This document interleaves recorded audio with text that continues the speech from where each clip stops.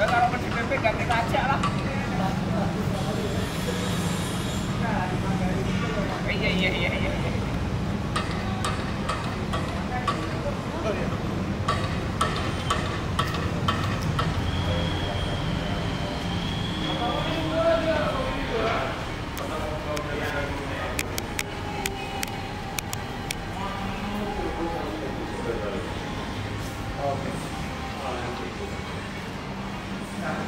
Kalkulasinya kita berharap di periode yang akan datang bahwa dana abadi jelas satkernya, yang kedua APBN memberikan kesejahteraan bagi para guru. Kalaupun tidak bisa 3.400.000 untuk periode pertama ini, paling tidak 1.500.000 per guru sudah kita bisa berikan kepada para guru-guru pesantren. Oke, saya mau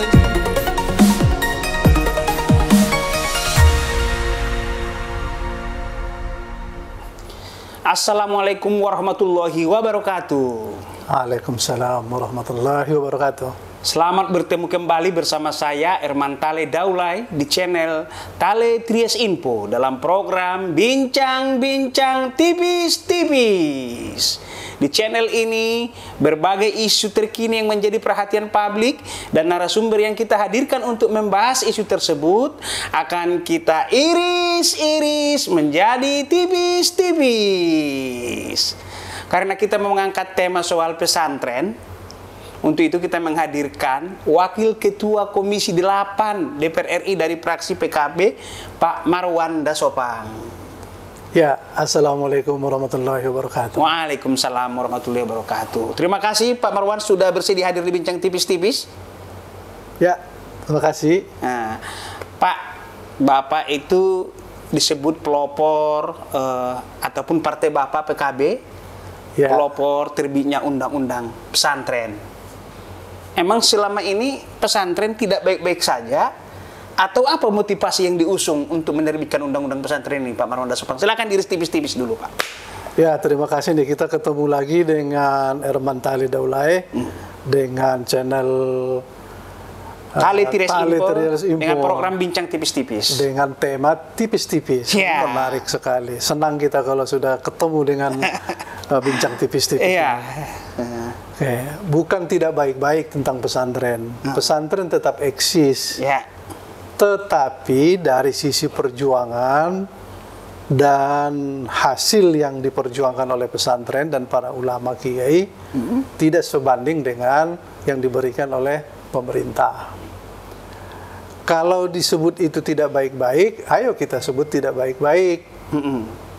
Karena pesantren telah melahirkan pejuang, melahirkan para ilmuwan dan berjuang untuk memerdekakan Indonesia. Sementara di sisi lain pesantren tetap eksis mencerdaskan anak bangsa, hasil lulusannya tidak dihargai sebagaimana kecerdasan yang didapatkan. Oh, Ijazahnya itu tidak bisa dipakai baik untuk melanjutkan pendidikan, apalagi untuk kerja. Berarti saya dulu waktu mau lamar jadi polisi dari jasa pesantren sebelum lahirnya undang-undang itu nggak bisa ya? Ya tidak bisa, jangankan itu. Katakan begini, lulus sanawiyah, Ya. mau ke aliyah. Kalau dia mau ke jenjang pendidikan yang dikelola pemerintah, Ya. yang kita sebut dengan negeri, pasti tidak diterima. Padahal lulusannya ini sama saja. Iya.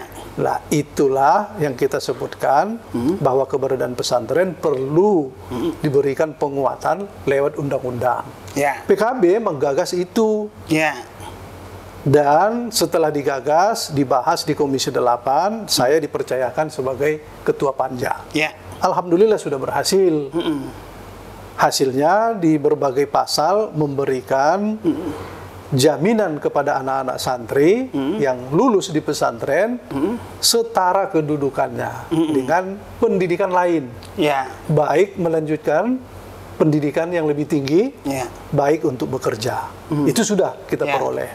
Saya kira perjuangan PKB mengusung undang-undang ini memberikan jaminan bagi pesantren dan masa depan anak-anak. Karena anak muda kita ribuan yang berada di santri-santri kita. Kalau diakumulasi ya jutaan. Oke, saya mau ngiris tipis-tipis dulu Pak Marwan Dasopang. Before dan after. Sebelum dan sesudah. Coba diiris tipis-tipis dulu Pak Marwan dulu. Ngomong tadi oke soal ijazah gitu kan. Tapi sebelum, before, dan after lahirnya undang-undang ini apa saja yang betul-betul lebih tipis-tipis? Legalitas sudah. Oke. Jaminan undang-undang. Undang-undang 18, 2019. Oke. Intervensi Tetapi pemerintah? implementasi undang-undang masih banyak yang belum kita dapatkan. Pertama, kita juga sudah berhasil mendesakkan kepada pemerintah terbitlah Perpres 28. Ya. Perpres 28 ini yang disebutkan dengan dana abadi pesantren.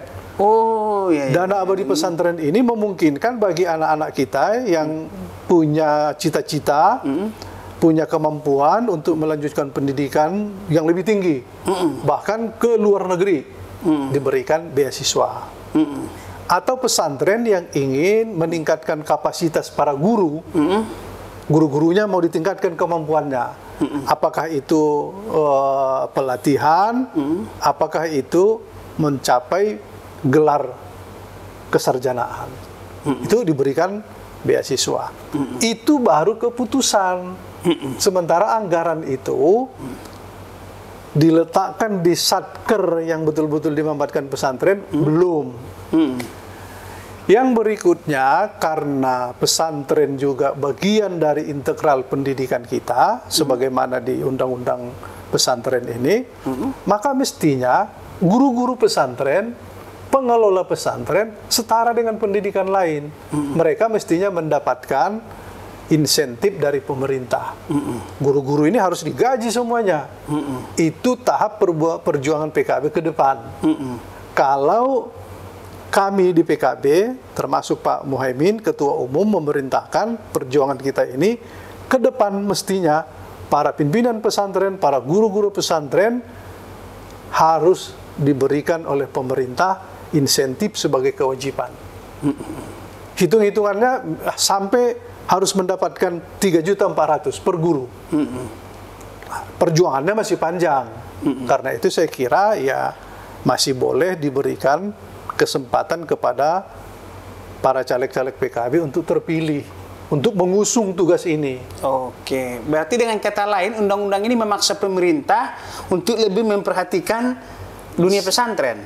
Ya, undang-undang ini memerintahkan kepada penyelenggara negara untuk memberikan hak-haknya karena dia sudah melakukan kewajibannya.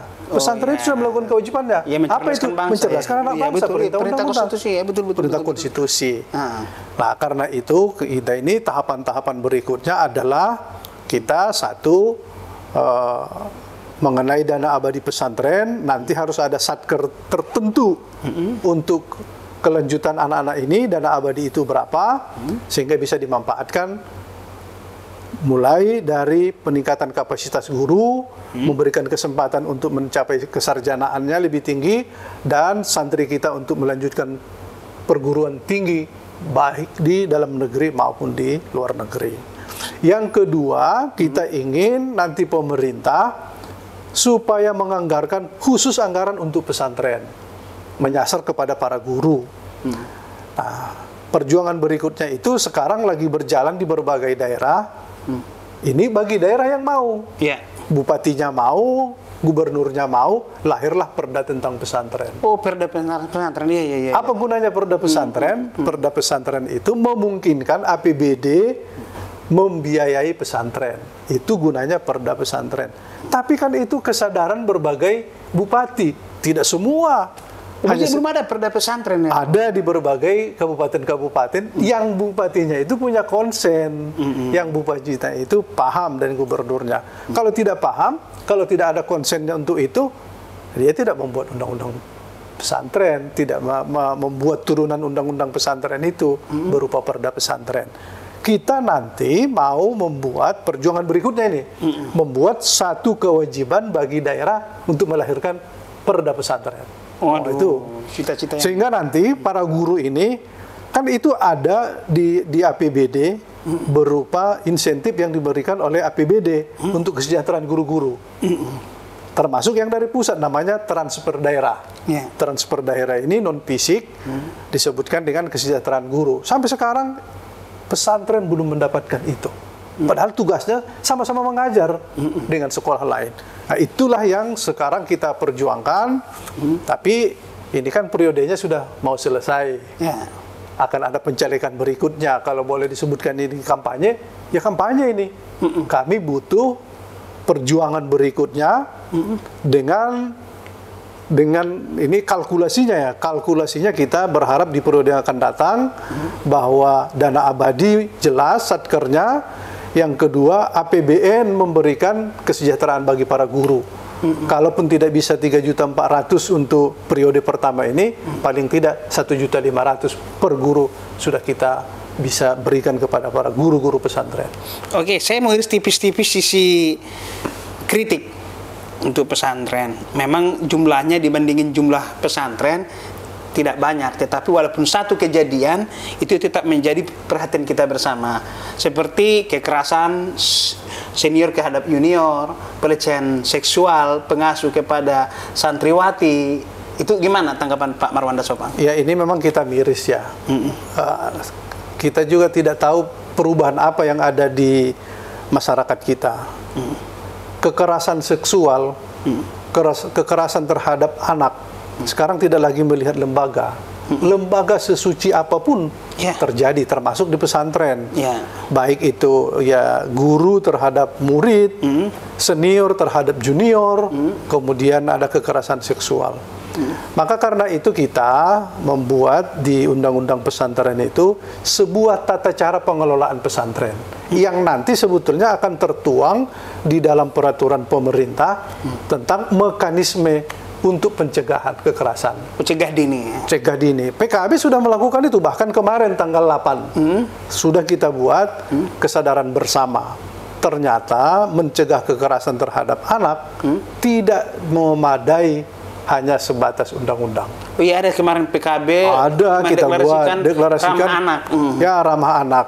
Bagaimana berarti itu? pesantren bisa posko nanti itu ya? Kami ingin bahwa karena pesantren juga tidak bisa lagi menapikan dirinya terjadi kekerasan, itu terjadi, maka harus ada SOP yang mencegah itu dan menjadikan pesantren tempat pengaduan.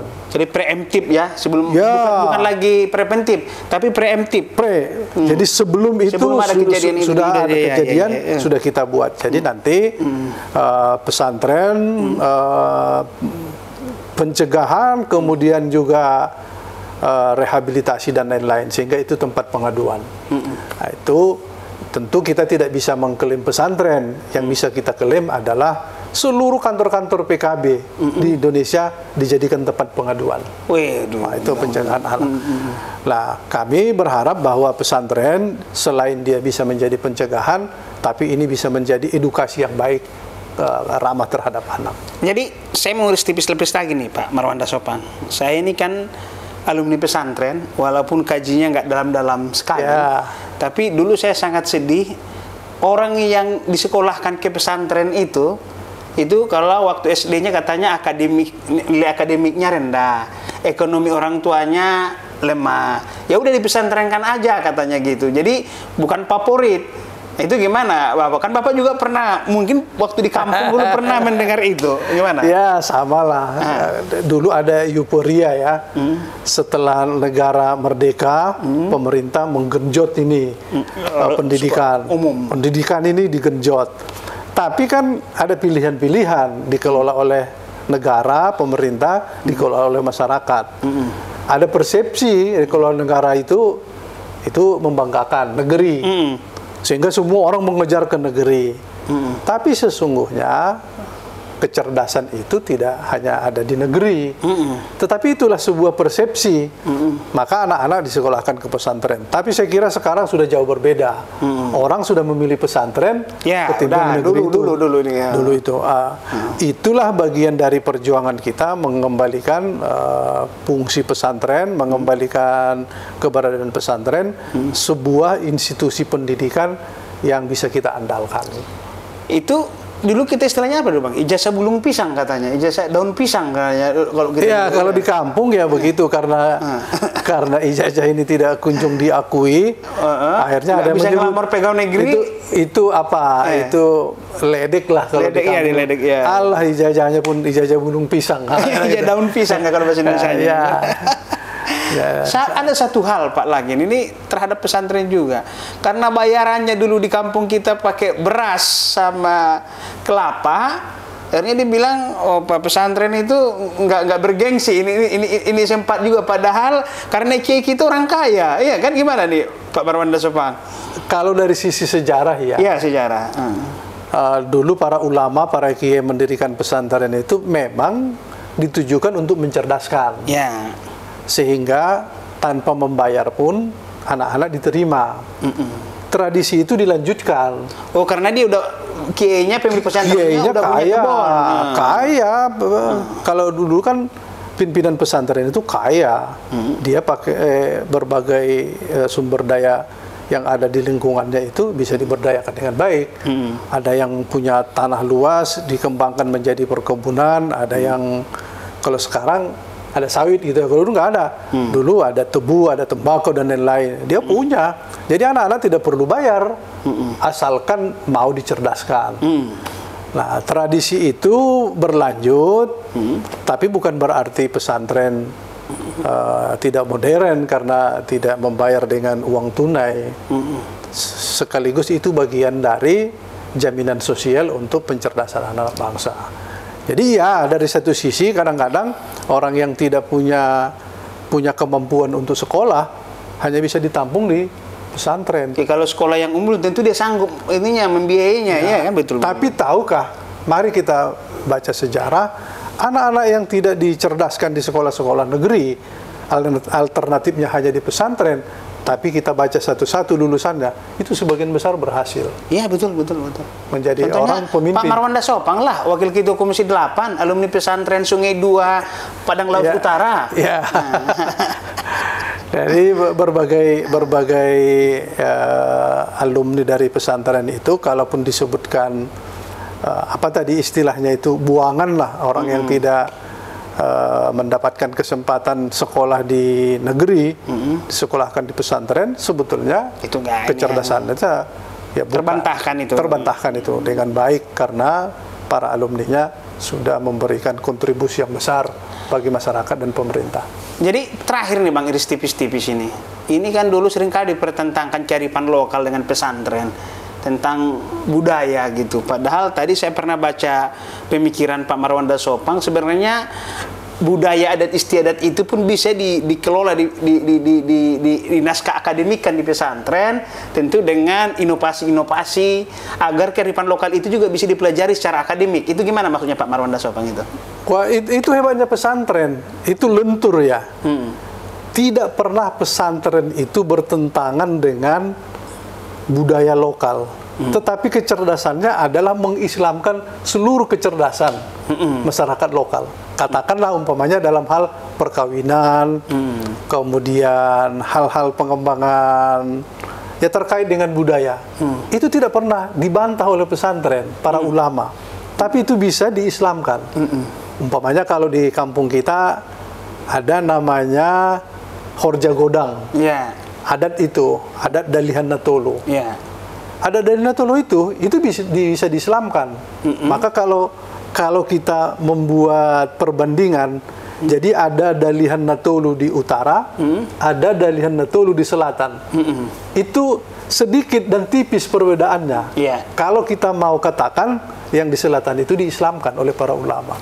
Siapakah itu pelopornya? Itu pesantren. Itu ada di Sidimpuan. Ulamanya itu. Nah, jadi bisa disandingkan ini. Bisa disandingkan. Itu kehebatan ulama dan para pesantren. Saya sebetulnya kepingin menggagas kembali bahwa kearifan lokal budaya kita itu yang bisa, itu kan sebetulnya ada tertanam di masing-masing masyarakat lokal itu. Kalau itu dibuka, itu ada keterikatan. Umpamanya katakanlah dalam hal perkawinan, dalam hal membangun harmoni, itu yang dimunculkan adat, itu ada keterikatan, ada rasa panggilan. Itu mestinya pesantren mengambil peran, ciri khas dan budaya lokal itu tidak hilang, tapi yang mengembangkan adalah pesantren. Saya kepingin pesantren itu selain sisi kecerdasan keagamaan, sisi sebagaimana fungsi di undang-undang pesantren pemberdayaan masyarakat, tapi juga budaya lokal itu semua dikembangkan dengan baik. Wah, itu saya kira menarik sekali nanti kalau bisa kita membuat satu pesantren dalam hal budaya itu yang kita ambil alih sehingga terislamkan dengan baik, kemudian menarik dalam hal suguhan di masyarakat. Keterikatan kita bisa masuk kurikulumnya ya Pak Marwanda Sopang ya? Ya bisa kurikulum, tapi bisa juga itu bagian dari ekstra, ekstra kita buat. Jadi mempersatukan masyarakat itu lewat budaya, itu ada sisi lain. Nah, kita ini kan bisa kadang-kadang bertemu dari sisi budayanya. Kita tertarik di situ. Oke, itu yang digarap oleh pesantren. Kalau saya berpijak pada tanah kelahiran Bapak aja ya, Pangirkiran, Siat Cimun di Padang Laos Utara, Sumatera Utara sana. Yeah. Kalau tidak salah ada 48 pesantren di sana, Pak. Potensi ini tadi dengan cita-cita Bapak itu saya lihat terbuka lebar untuk membangun masyarakat yang berpikir maju, ya kan? Yang religius, nasionalis, itu gimana? Ya saya kira mudah ya umpamanya 48 pesantren gitu 48 kan? pesantren ini bisa melahirkan kasidahan. Kasidahan itu kasidahan, kasidahan lokal gitu kan. Iya, udah mulai hilang ini kasidahan ini. Kasidahan lokal ini sebetulnya ada sentuhan-sentuhan dakwah di situ. Karena itu bagian dari budaya, itu bagian dari keseharian, tapi selipkan di situ dakwah. Itu menarik sekali. Kalau dulu itu dikembangkan oleh pesantren. Iya. Nah, kalau kita beranjak melebar sedikit sampai ke Tanah Deli gitu kan. Itu ada dulu orkes yang paling terkenal, belum ada Nasidariyah masa-masa modern sekarang ini. Dulu ada orkes. Itu sini dakwah gitu. Dakwahnya itu. Nah, itu sebetulnya di tingkat lokal dulu ada pusat NU namanya di Kampung Daulaya, Sunggam. Tuan Syekhnya itu memang Daulaya itu, pendiri NU di situ. Itu punya kecerdasan membuat budaya-budaya lokal itu. Tuan Syekh Ismail Daulay. Tuan Syekh Ismail Daulay itu ada bukunya. Tapi sekarang kita kalau cari bukunya itu mungkin tidak ketemu lagi. Itu dibuat, termasuk juga Dina Bundong. Dina Bundong itu tidak jauh juga dari Pusara Matanggor, dari Sunggam nggak jauh juga. Tidak jauh juga. Itu punya kecerdasan juga membuat yang seperti itu. Sama, kalau umpamanya di Mandailing Natal, Mustofawiyah, itu pun ada itu. Bahkan di Mustofawiyah itu tidak resmi, ada pencak silat. Iya, jauh sebelum ada teknologi, kita juga ilmu perbintangan, ilmu palak apa di pesantren juga. Wah, itu luar biasa. Sampai sekarang itu yang paling top ilmu perbintangan itu Tuan Usman namanya di Bundong. Sampai sekarang. Nah, inilah bagian dari budaya yang dikembangkan pesantren yang perlu kita berikan kesadaran kembali kepada pesantren. Sesungguhnya mereka juga menggarap itu masa lalu. Nah, karena kemarin itu terlalu terhimpit dengan beririsan dengan undang-undang pendidikan yang lain, pesantren akhirnya kelabakan menghadapi apa yang disebutkan dengan ujian persamaan. Ujian persamaan itu supaya ijazahnya laku. Nah, berhimpitan dengan itu akhirnya konsentrasinya tidak lagi bisa dikembangkan hal-hal lain. Tapi dengan undang-undang pesantren yang sudah dilahirkan ini, pesantren sudah bisa membuka diri karena dia tidak lagi berkutat dengan menyelesaikan ijazah anak-anak, karena ijazahnya telah diakui, dia akan punya kesempatan untuk memikirkan hal lain. Demikian bincang tipis-tipis dengan Pak Marwanda Sopang, Wakil Ketua Komisi 8 DPR RI dari fraksi PKB Dapil Sumut 2, kelahiran Pangirkiran, besar di Siat Cimun, Paluta, Sumatera Utara. Assalamualaikum warahmatullahi wabarakatuh. Assalamualaikum warahmatullahi wabarakatuh. Waalaikumsalam.